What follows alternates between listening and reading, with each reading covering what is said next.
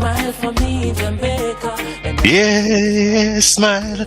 Yes. Oh no. Oh no. Oh no. That's the other people I'm showing. No, but it's joyful. And this is the thing. This is the thing with joy.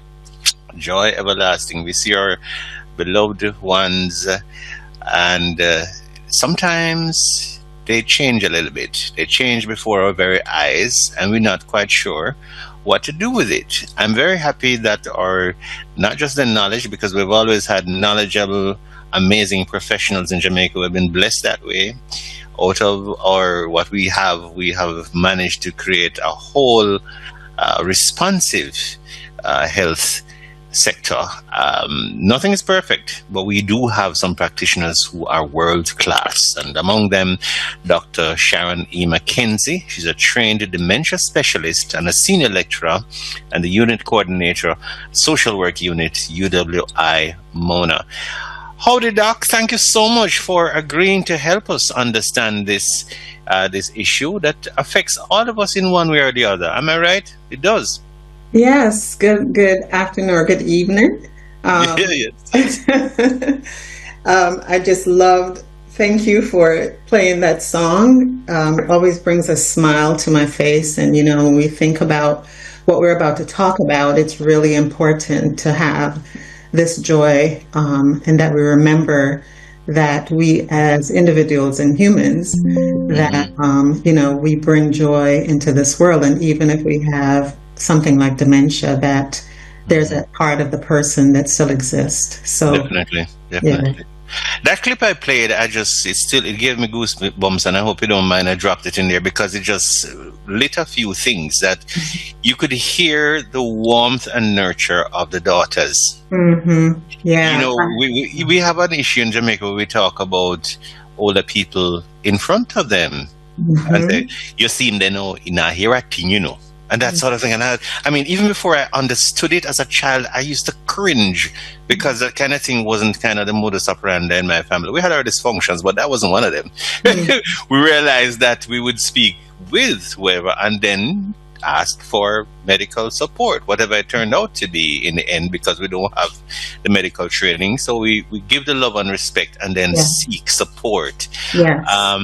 And I'm not showing any shade, because we all have our pluses and minuses. I'm just saying this is something I'm glad that we're moving forward with. Here's somebody who left St. Anne as a child, went to the UK, worked for her family. They love her and appreciate her. She went into the smog and the craziness in the 1950s. She could have done sums like nobody business. She cooks sweet. All of that is who Clarice is. Still is, but Clarice is in transition. Talk to me a little bit about how our cultural background of dementia in Jamaica, and our relationship, the uneasy relationship we have with it, because I think where there's a vacuum, yeah, we make up stuff, and it's not always right. So we're not pointing fingers. We're just saying, all right, listen now, we have the material, we have our world-class trained professionals. Can we listen and try to see how we can do it? Talk to me, Doctor. Yeah, I really appreciated that clip, because, like you said, it brought out the love, it brought out the empathy, it brought out the human side of who Clarice was, and then also the joy, right? Yes. That even though she's living with this disease, and it was beautiful to see that, she's in that early stage, kind of early to middle stage. So she's still very cognizant of what's going on and the changes that's taken place in her, with her diagnosis. Right. Excuse me, I forgot to turn my phone off. No problem. It's like that sometimes. Yeah, no problem. Yes. Palav is that kind of space. We don't kind of get silent and hoo-hoo. No, it's all right. It's all right. It's real. So we know that's... Yeah. It may Palav. It's like there's somebody here that you're talking and thing. And yeah, so that's right. Not a problem. Not a problem. It's a welcoming space. Yeah, so our culture, we tend to be, just in general, I think Jamaica, not just Jamaica, but the Caribbean, we're pretty much hard and to the point, and yes.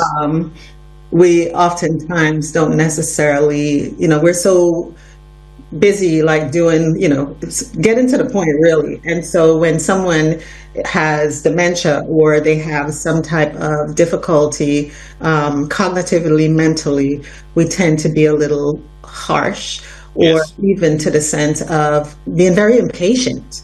Right? And it really comes from a place of not understanding. Because the more understanding you have about the disease, then the more easier you're able to then understand that person, understand that it's the disease itself, that things are changing in the brain. And so it's not necessarily the person's personality or their character that's doing it. It's actually the disease is causing, the changes to take place. And so the more understanding that we as Jamaicans and, around the world, the more understanding we have about this disease, then the better we can come from. I'm a big pusher for compassion, Yes. and coming from that caring space, where we are providing support to that person as they're going through this. Because as the clip that we listened to, she's saying that, yes, I know the changes, and I realize I want to go to church, because she doesn't want to be embarrassed. So Right. she recognizes the changes that's taken place. And then also this role change, right? Because she's played all these roles in her life, in the church. And so for these changes to be taking place, it's embarrassing. She doesn't want to be remembered, right, as the person who can't find her words. She wants to be remembered by the things that she's contributed to her congregation or to her church. So as a culture, and, I was thinking about this in terms of the culture. I think there was a point where we were compassionate to older people. Yes. We were, the idea of quote unquote Blacks taking care of their family. I mean, traditionally, as an African people, Yes. we have always been that type of people. And then things have changed, with technology, with exposure, globalization. We've kind of shifted how we deal with each other. And so I think this trend of us being able to educate people about how to deal with to treat and take care of individuals who are diagnosed with particular, whether it's mental health or, dementia. We need to change our perspective in terms of how we're dealing with people, and it comes through education. So your program, things like these, where we're talking about it more, Of right, course. will help. Definitely. And sometimes it takes shocking is probably an extreme word, but something really significant in your own space Yeah. to make you realize, hold on. So in my case, I'll just do it really quickly. I don't want to be self-serving, but I think it will help. So I'll mention it. Only 2 sisters, 6 boys, only 2 girls, and so the girls are particularly very, very special to mommy. And the younger one was knocked down by a car. I was actually watching TV and heard the lick, and then her mental health got a blow. And then I remember getting really angry, and now I understand that it's just people not knowing how to deal with it, but people differently.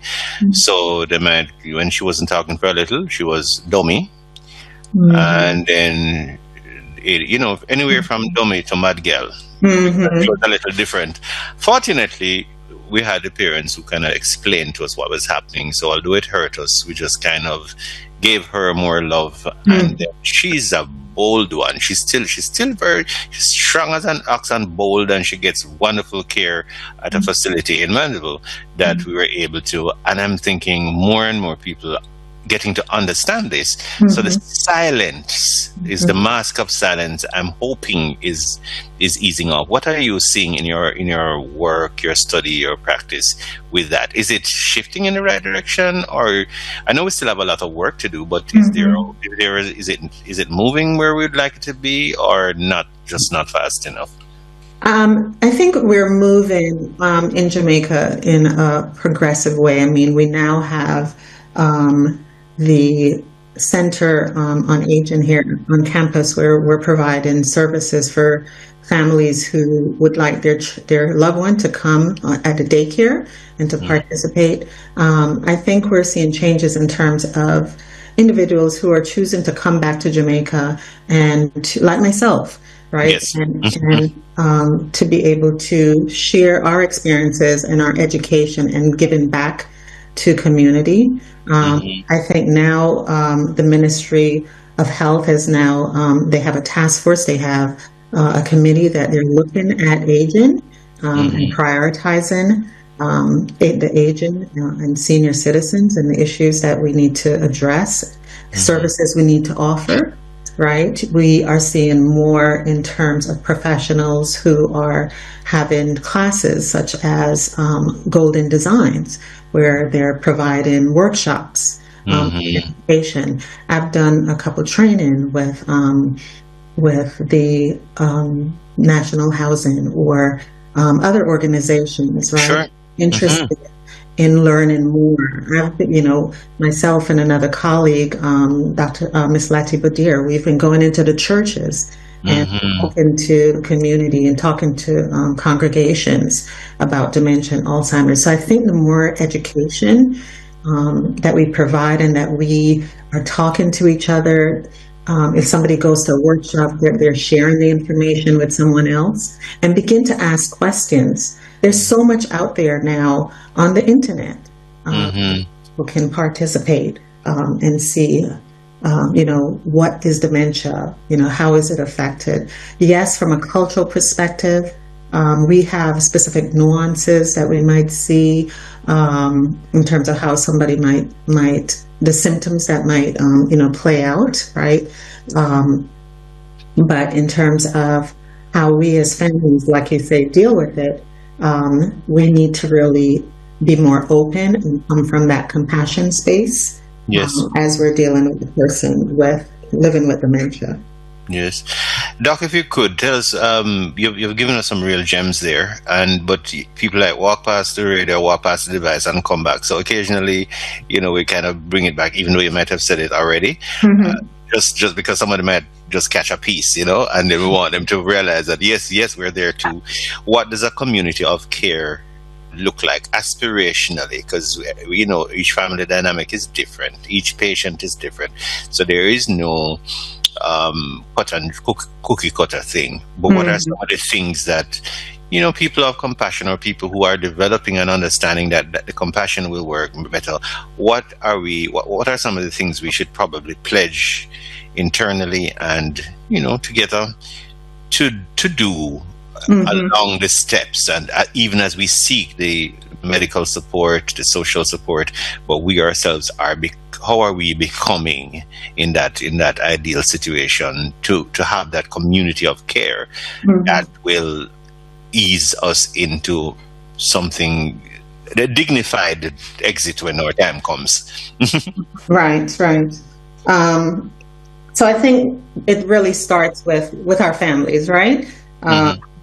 If we're saying that, so for instance, I know and I can use myself as an example, we started with our family in terms of identifying the fact that, okay, mom is having some memory problems, and what are some things that we need to do, what's actually going on. So the relationship that we have with the family physician, having conversations with the doctor. You start out with the family in terms of educating, let's understand what's happening. Okay, so if we're going to take mom to the doctors, is the doctor actually doing a screening, or are there further things that we need to do for, in terms of tests? Does mom need to see the neurologist, right? What are some other things that are done? And making sure that we have a clear diagnosis, right?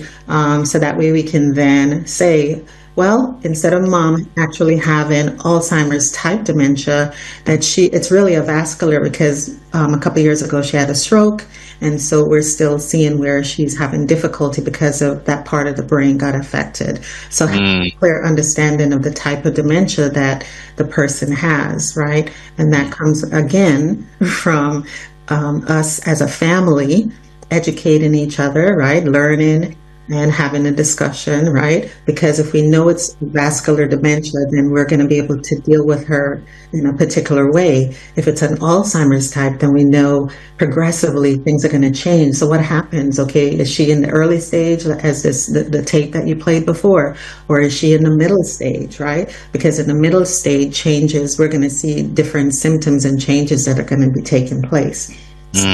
That community, that family is about educating the family. And then also in terms of the relationships that we may have, with the church, the relationship we have if we live in a certain neighborhood or community, right? Where if mom gets to a stage to where she might wander off, people in that area, in that community, they're going to be like, well, Miss Clarissa, where I go? Right? Yes. To direct her back, right? So that community, it becomes protector. And really, again, I come back to that African village way of living, which is how we as a culture used to operate. We need to get back to that place, right? Of looking out for each other, because, we're all so busy and we're doing all this stuff. But for families, I would recommend setting up things in place. It's important, and that's why it's important to get screening, to get diagnosed, so that way you know what to deal with, what you're working with. What do we need to put in place?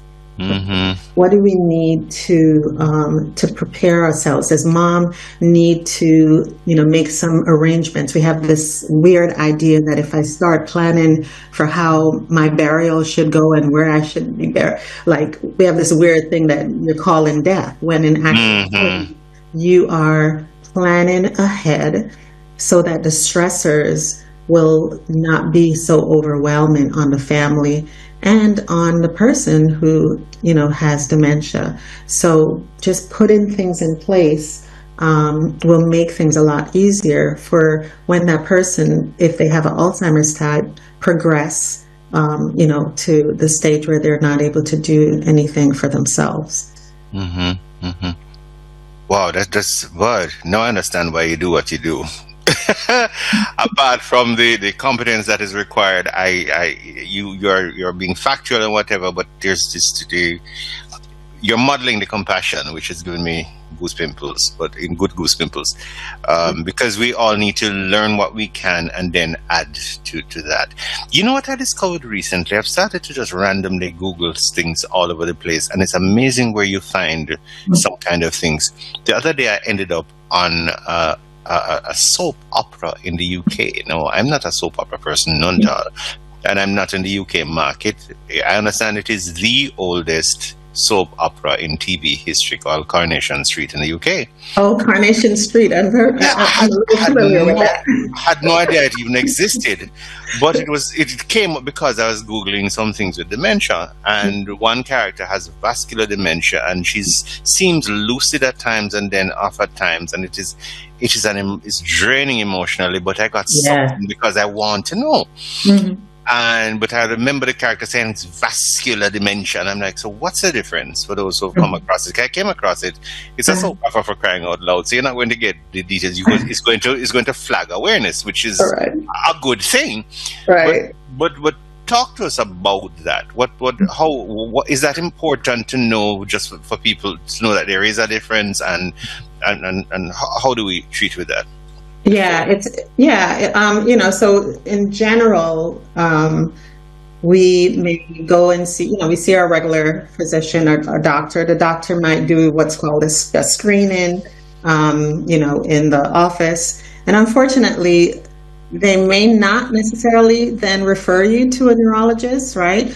Again, a lot of historical information, history has to be taken both from the person, from the family, and then that screening. And the screening is really just saying to you, yes, this person is showing some signs of memory difficulty, but then, they really need to get to see the neurologist. Maybe they need to do a CAT scan to see if there are any changes that's taking place in the brain. And so a lot of times when we say, yes, a person has dementia, we just automatically assume that it's an Alzheimer's type, when Right. in actuality, dementia is that big umbrella of word that we use, right, to describe a progressive loss in our brain function, right? So I think it's 80 to 90 different types of reason as to why Yes. we would have dementia, this progression. So it's really the cognitive function that's being impacted, because of memory loss. And so it can be a stroke. Yes, it could be the vascular, right, where the person had a stroke or they had a heart attack, right? And so they're with a vascular dementia, it might be that it's just on one side of the brain. And so whatever the function for the right side or the left side, that part of the body might be affected. And they may have some difficulty with word finding and so on. If it's an Alzheimer's type, which is, and I just want to say that for vascular dementia, that's one of the most common types that we actually see in Jamaica. Oh, okay. Okay, and so then the next one would then be Alzheimer's. And Alzheimer's, typically we say that we have 60 to 80% of the types of dementia that we see is actually an Alzheimer's type. And so we know with Alzheimer's type that it's going to progressively get worse over time. With the vascular dementia, it will eventually get worse, but the progression is not so drastic. Right, or progressive, I should say. And then there are other types of dementia, Lewy body. Sometimes the frontal part of the brain is affected. We call it the frontal temporal disorder. And, the frontal part of our brain helps with controlling, our executive function. We're able to remember things that we do and organize, right? It affects our emotions a lot of times. So depending on the type of dementia, you're going to see symptoms, right, that the person is going to display based on the type of dementia. And so that's why I'm saying that it's really, really important to at least have an idea of what type of dementia. And the services are not here yet to where we can actually, give clear types of dementia. Although, we are seeing changes. I actually just got someone who is a neurologist, and she has a whole clinic where they're actually going to be doing that. So it's really important that we're able to identify the type of dementia that a person has. So then we're able to figure out and help that person to be able to, and the families to be able to do what they need to do to take care of this person. Right. Thank you so much. If you're just joining us, we have online Dr. Sharon E. McKenzie. She's a trained dementia specialist and a senior lecturer, unit coordinator, social work unit, UWI Mona. This is something, health affects every single one of us, and this particular part of the whole jungle, shall we say, of life is not being completely explored yet. And things change. Knowledge increases, but we now know I certainly know a lot more than the things that happened earlier on, and that's a good thing that science is progressing for us to at least understand. We don't necessarily get to the point of knowing how to, anything with a cure or so on, but understanding is a huge part, isn't it? Huge part, yes. Because the more we understand, then, the better we're able to interact with each other. It's the same thing when we talk about differences in cultures and race, right? Cultural competency is about you really learning about that person and learning about, their specific nuances. We process things differently, eh? Right. Yeah. And, again, I really love that clip because it demonstrated the daughters talking about, well, mom used to like to cook. and she was a good baker. So I always say to caregivers, start where you know the person's interests were, right? If somebody is agitated, you could try to distract them by introducing something that you know they loved, right? Something that they've done, that they enjoyed doing before. Using activities to engage that person, because then again, if they're in the middle stage or more later stage, that they're going to forget anyway. They might have asked you a question now, and then 10 minutes later they've forgotten. But it's trying to figure out how to get that person engaged if they're being aggressive, or if they're agitated, and being patient. Yes, definitely, absolutely. Tell you what, sometimes we have our friends popping stuff in the WhatsApp, and I have to just switch a little bit to see what's there that might be relevant. Okay. And so I'm going to play a little tips of some happy music. I asked a couple of friends of mine, and they said this particular year was just a very, very happy period for them, and they have in fact played this kind of music in around their older relatives who are not necessarily at that point yet, but they're perhaps getting a little lonely and a little disconnected. And Wings of a Dove by the Blues Busters, we'll drop that. It's not long, and then we'll come back and see whether there's any questions or comments on our WhatsApp. That's okay, Doc? Yes, that's fine. Thank you. All right. Well, let's go with the Wings of a Dove, and then we come back with a conversation with Dr. Sharon E. McKenzie. And even more importantly, we'll get the details about a seminar. Help is on the way for conversation, for discussion, for possible solutions, for involvement. If I had the wings like a dove, if I had the wings like a dove, I would fly away, fly away and be at rest. If I had the wings like a dove, if I had the wings like a dove,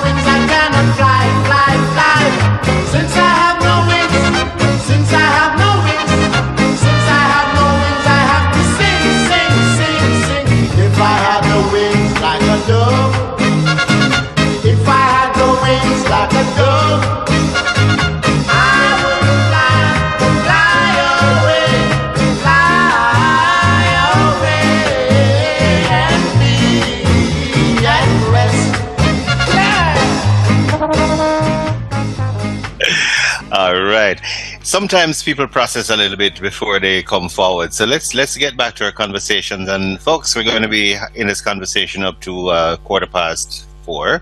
So if you have any questions, comments, any advice that you need, that you want to reach out, now's a good time to do that, and we will include that as soon as we spot them. How's that? All right. Good stuff. And let me look again. Oh, nobody there. Oh, somebody, one of our friends in way down south, saying, "Oh, you made me tear up hearing about that example with your sister. Bold of you to share a story." Well, I think it's important for us to even share that. Am I right with that, Doc? I mean, being too squeamish about sharing an experience is not something that helps ultimately. I mean, I'm an introvert, so I wouldn't necessarily be saying stuff like that.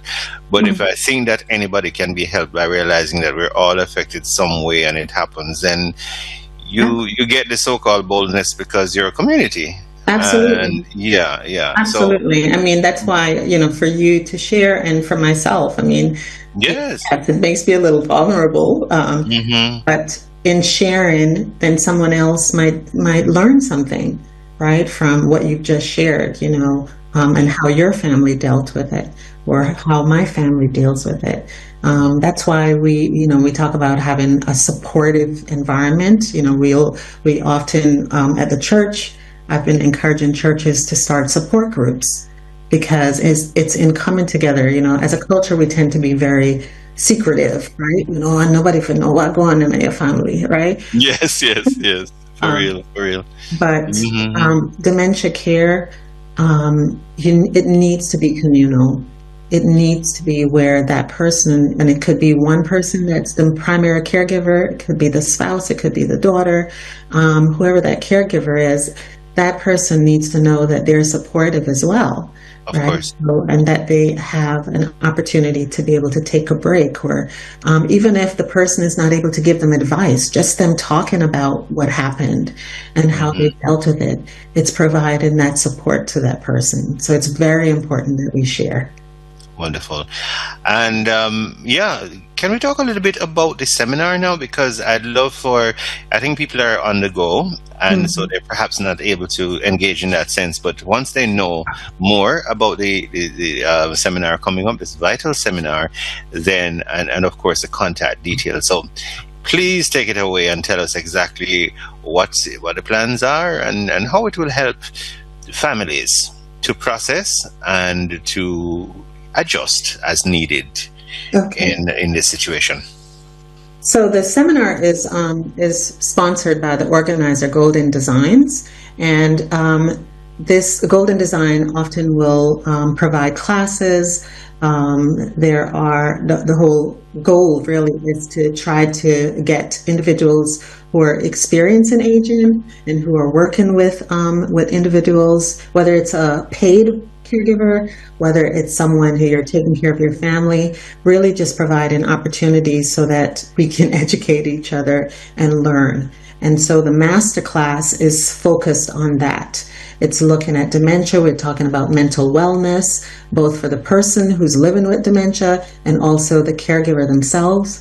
We're going to be going through and talking about different types of dementia, what to look for, also in terms of things that you can do, activities that you can do with your loved ones. And then we're going to have a little focus on the caregivers themselves and how they can manage and take care of themselves. Mm-hmm. Wow, awesome. So it's going to be March 28th, and it's going to be the Manley Center in Kingston, and should be very engaging. I am looking forward to it. Yes. I have done presentations for Golden Designs, and it's well attended often. So please go ahead and register as soon as possible so that you have your space in that masterclass. Speaking of space, I think a huge part of what I admire about what Shelley-Ann has done is how she curates her support and the location, because regardless the center, it just has a vibe and an energy there that almost calms you as you step in. I think they've made up, whoever is curating and managing the place have made sure that there's that. You feel like you're in a special place when you're there, and you can focus on the joys, the concerns, whatever it is. It's because this is important where the physical space is, isn't it? As well. Absolutely. And I think the artwork, her the things that are out, that makes you feel good to look at the pieces and knowing that it's seniors that made those. So the environment definitely is pretty beautiful. Right. And again, people join at different times. So Dr. Sharon E. McKenzie, I'd like you to share whatever contacts you think our listeners might need to have to be able to be in communication with you and your amazing work that is helping us to understand ourselves better and to just manage the time we have here, for joy, for how much, whatever joy and deeper relationships. So please remind us of how best to make contact and to tap into the resources that you are working hard to share and to curate for us. So before, I just want to again encourage family members, those who are paid caregivers, those who are not, to just start learning more about dementia and Alzheimer's. Ask questions. There's a lot of resources out there on the internet.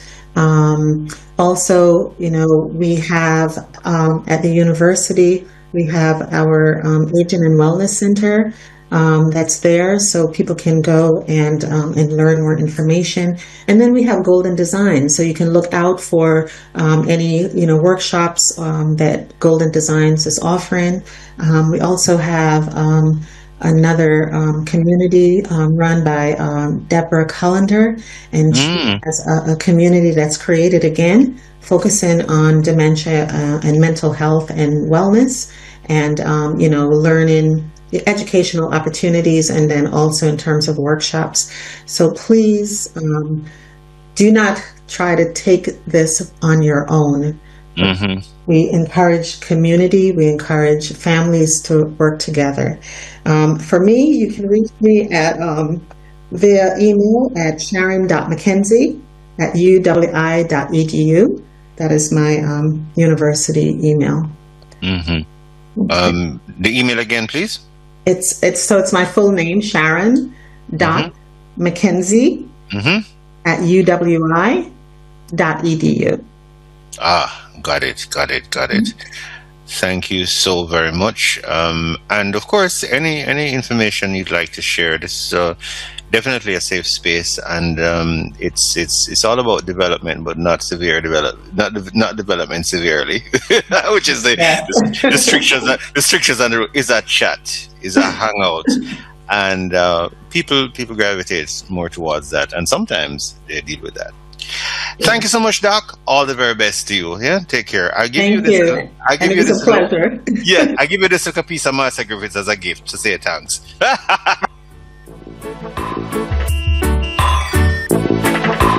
I shall sing as long as I live, and as long as I live, I shall sing, and I shall sing as long as I live, and as long as I live, I shall sing. This is 94.5 FM.